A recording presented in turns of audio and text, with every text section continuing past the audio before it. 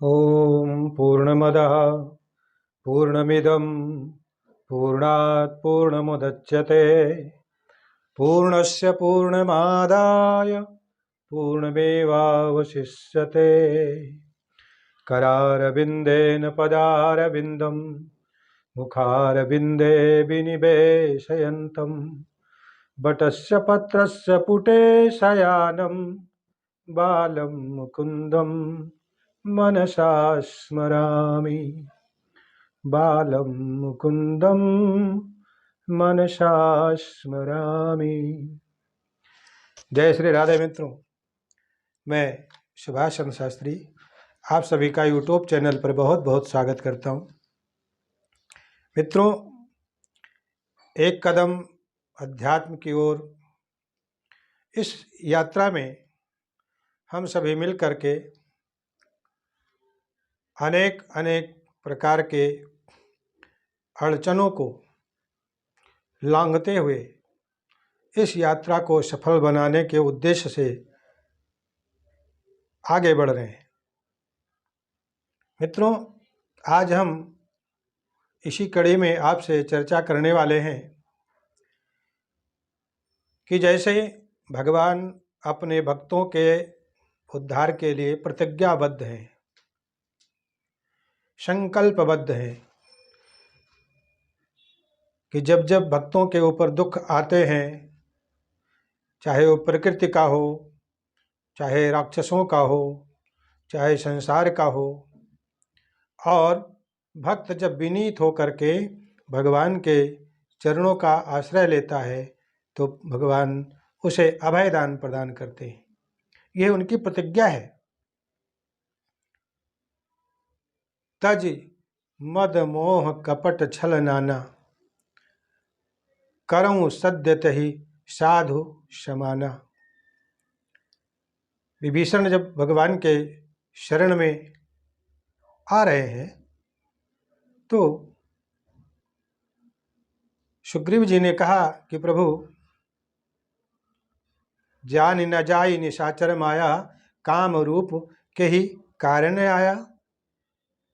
यह किस कारण से आया है इसका कुछ पता नहीं लगाया जा सकता, क्योंकि यह निश्चर की माया है। भगवान, आप थोड़ा सा विचार करें। तो भगवान कहते हैं कि अगर कोई तज मद मोह कपट छल नाना, मोह ममता कपट इत्यादि को त्याग करके जो हमारे सन्मुख आ जाता है तो मैं उसको तुरंत साधु के समान बना देता हूँ। करूँ सद्यते ही साधु समाना, वो साधु के समान हो जाता है।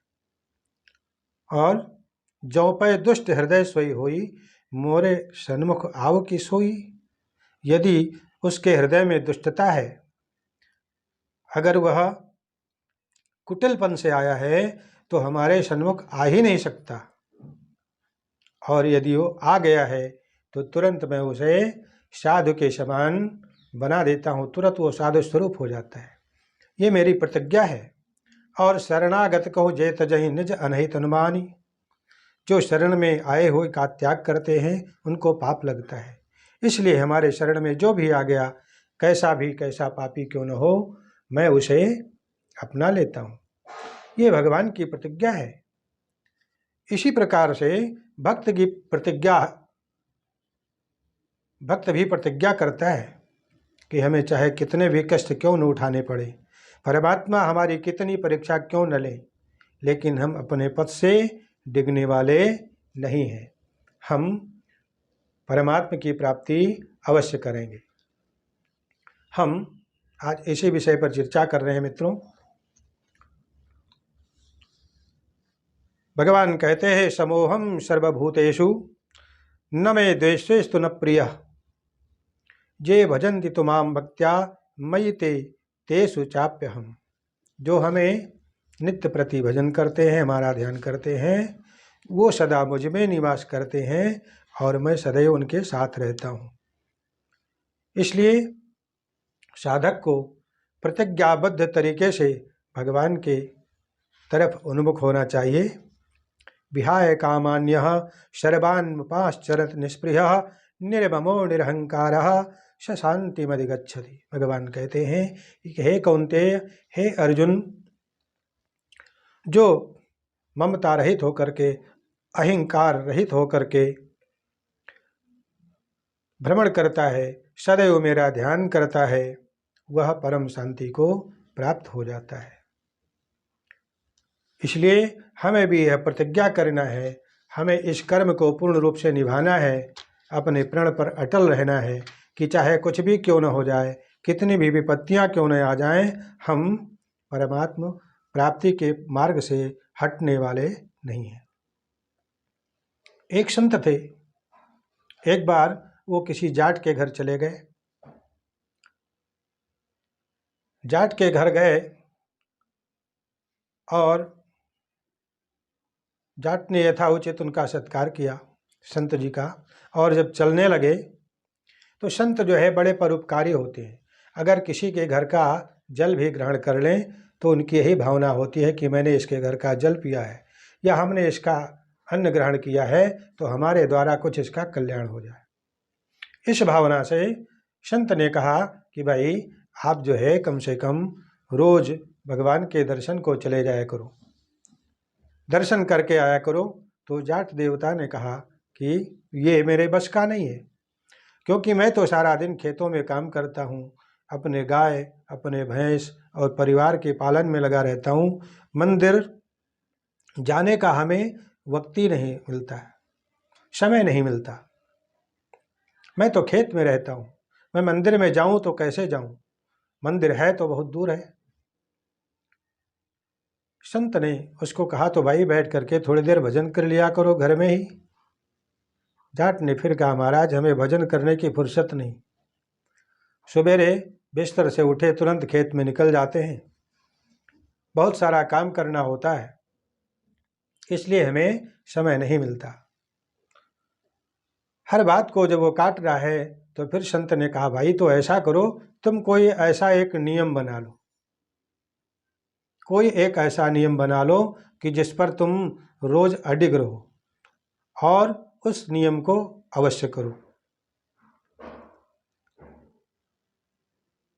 तो जाट ने कहा ठीक है महाराज, ऐसा मैं एक नियम बना लेता हूँ। बोले हमारे पड़ोस में एक कुम्हार रहता है, हमारे पड़ोस में कुम्हार रहता है, हमारे घर के बगल में ही उसका घर है, हमारे खेत के बगल में ही उसका खेत है। और ऐसा करता हूँ कि मैं रोज़ सवेरे उठ करके और सबसे पहले उसका दर्शन कर लिया करूँगा, ये मेरा नियम है। अब कुम्हार के दर्शन का नियम ले लिया। संत जी ने कहा ठीक है, लेकिन इसका नियम तुम्हें ऐसे निभाना है, जब तक दर्शन नहीं कर लोगे तब तक भोजन ग्रहण नहीं करोगे। जाट ने कहा ठीक है महाराज, मुझे स्वीकार है, मैं अवश्य करूँगा। अब रोज का वही नियम बन गया और जब ये अपने घर के काम से, खेत के काम से फुर्सत पाते, भोजन का समय होता, पत्नी देवी कहती आइए चलिए भोजन करिए, खाना खाइए। तो ये कहते थे ठीक है रुको 1 मिनट में मैं उस कुम्हार का दर्शन करके आता हूँ। और तुरंत ये अपने घर से बाहर से निकल करके जाते, दूर से उसका दर्शन करके आके भोजन करते। कभी छत पर चले गए, उसके छत के ऊपर से झांक लिया, दर्शन कर लिया, लेकिन नियम का पक्का हो गया, नियम प्रतिदिन निभाते हैं। एक दिन की बात है कि वही जाट देवता सुबह से अपने काम में लगे थे। जब भोजन का वक्त हुआ, पत्नी ने कहा आओ भोजन करो। बोले ठीक है मैं अभी आता हूँ। अब एक कुम्हार का दर्शन करने के लिए गए, लेकिन वह अपने घर में नहीं था। पता किया तो पता लगा कि वो खेत में जो है मिट्टी खोद रहे हैं, गड्ढा खोद रहे हैं।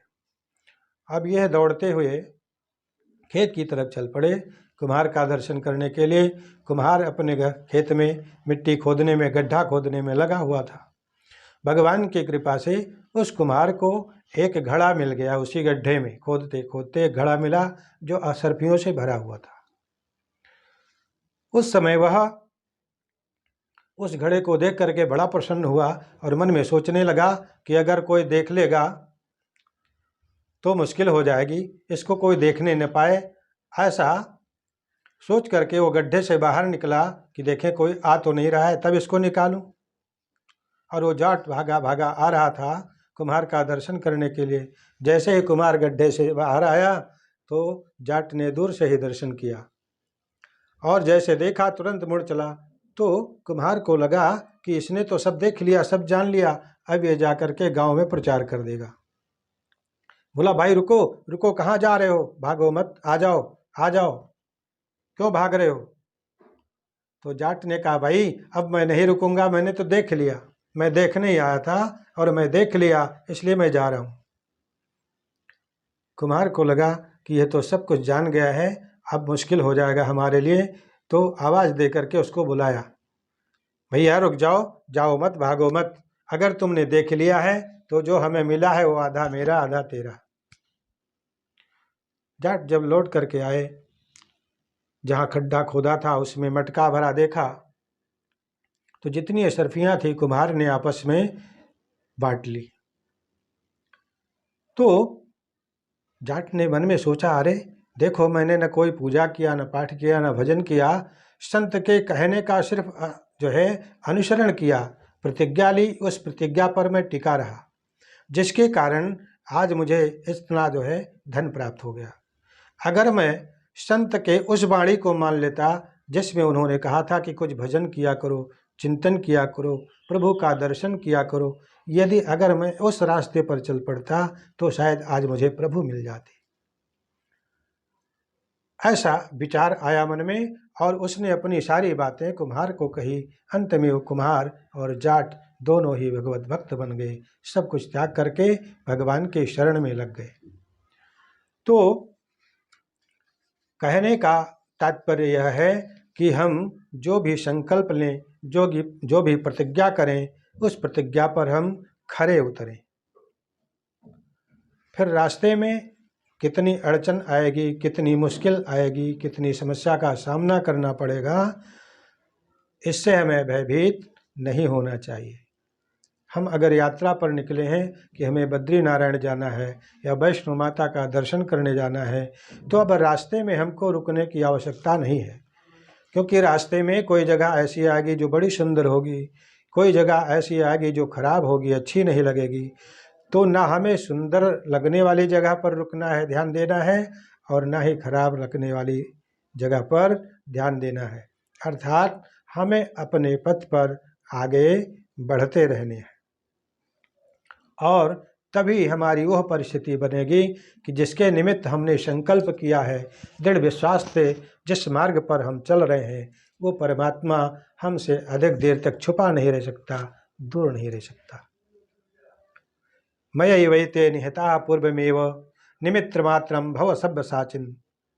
भगवान अर्जुन को उपदेश करते हैं कि अर्जुन, आज तुम अपना कर्म करने से विमुख हो रहे हो, भाग रहे हो, तुम्हें ये लग रहा है कि जितने लोग हमारे सामने खड़े हैं मैं इनको मारने वाला हूँ, वध करने वाला हूँ, इसलिए तुम भयभीत हो रहे हो कि मैं यह वध नहीं करूँगा, इनसे युद्ध नहीं करूँगा, इसके जन्य मुझे पाप लगेगा। लेकिन हे अर्जुन, मैं तो तुम्हें सिर्फ निमित्त बना रहा हूँ, अपितु जो तुम्हें दिखाई दे रहे हैं ये सब मेरे द्वारा पहले ही मारे जा चुके हैं, अर्थात ये मरे हुए के समान ही हैं। तो तुम अडिग होकर के अपना कर्म करो, इससे पुण्य होगा कि पाप होगा, जय होगी कि विजय होगी कि हार होगी, इसके चक्कर में मत पड़ो। तुम अपने रास्ते पर बढ़ते जाओ, चलते जाओ। ऐसा भगवान अर्जुन जी को उपदेश करते हैं।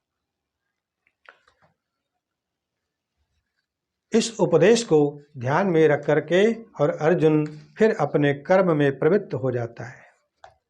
हमारे जीवन की सार्थकता इसी में है। जब हम रास्ते पर चलते जाएंगे, लक्ष्य की प्राप्ति हमें तभी तो होगी। अगर हम नहीं चलेंगे, डर से भयभीत होकर के या अड़चनों से तंग आकर के, व्यतिक्रम से पागल होकर के अगर हम रास्ता छोड़ देंगे या चलना बंद कर देंगे तो हम पथिक होते हुए भी और अपने पथ के लक्ष्य को प्राप्त नहीं कर सकेंगे।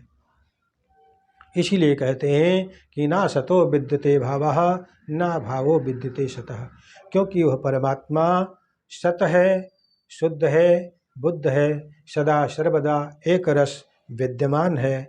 हमें उसके मार्ग में सिर्फ आगे बढ़ना है, इतना मान लेना है कि परमात्मा सब में है, सब जगह है, सभी अवस्था, सभी देश, काल, परिस्थिति में है। हमें उसका अनुभव मात्र करना है, यह स्वीकार कर लेना है और स्वीकार करके समभाव पर से जो है संसार पर अपना दृश्य डालना है और संसार के साथ रहते हुए भी परमात्म पद की प्राप्ति के पथ में हमको अग्रसर होते रहना है। क्योंकि जीवन में और कुछ होगा या नहीं होगा, लेकिन मृत्यु होगी यह पहले ही निश्चित है। तो हम मृत्यु से पहले ही हम उस मृत्यु का जो है निरादर कर दें, जैसे भगवान शिव मृत्यु देवी का निरादर करने के लिए ही अपने शरीर पर भस्म धारण करते हैं कि आखिर में भस्मांतम शरीरम, इस शरीर को भस्म ही होना है। तो आज मैं पहले ही इसको भस्म मान लेता हूँ, तो तुम मेरा क्या कर सकती हो। तो मित्रों, हमने आज ये जानने का प्रयास किया कि हमारे संकल्प को कैसे दृढ़ रहना चाहिए, हमें अपने प्रतिज्ञा पर किस प्रकार से अडिग रहना चाहिए। मित्रों, यह बड़ा ही पावन मास है मार्गशीर्ष का। इस मार्गशीर्ष के महीने में ही भगवान कृष्ण ने गीता का उपदेश अर्जुन महाराज को किया था, जिससे उनके मोह का पर्दा फट गया था, अर्थात मोह भंग हो गया था। ज्ञान, वैराग्य, भक्ति इत्यादि का उपदेश किया, मोक्ष धर्म का उपदेश किया।